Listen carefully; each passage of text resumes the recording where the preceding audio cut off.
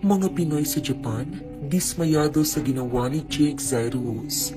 Isang pasabog ang ibinahagi ngayon ng mga showbiz insiders na sina Christopher Min, Romel Chica at Wendell Alvarez tungkol sa singer na si Jake Zyrus o mas kilala noon sa pangalang Charis Pempenko matapos ang naging show nito sa isang bar sa Japan.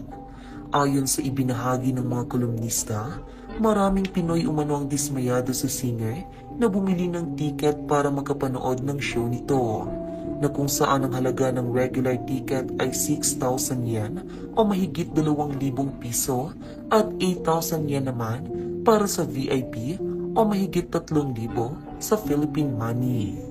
Ang bayad rin naman kay Jake para mag-perform ay mahigit 100,000 piso.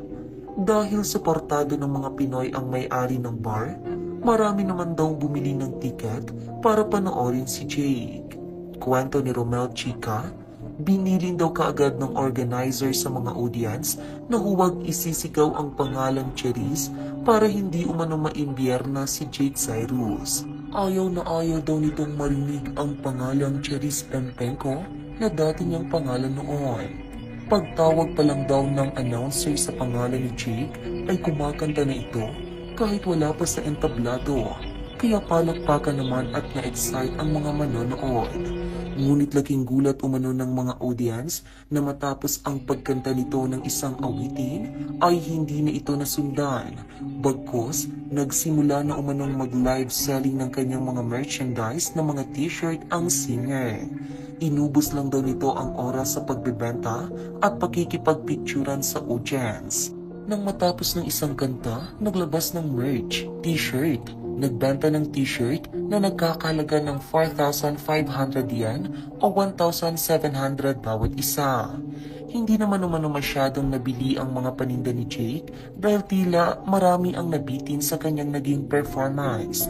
Picture-picture, benta-benta hanggang sa thank you at hindi na kumanta pa, ani Romel Chica.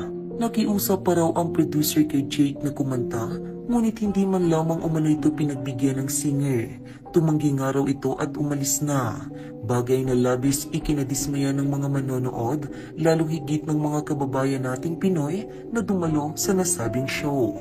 Dahil dito ay pinagpupunit at ipinagtatapon daw ng mga nanood ang concert ticket bilang pagpapakita ng kanilang pagkainis kay Jake Zyrus.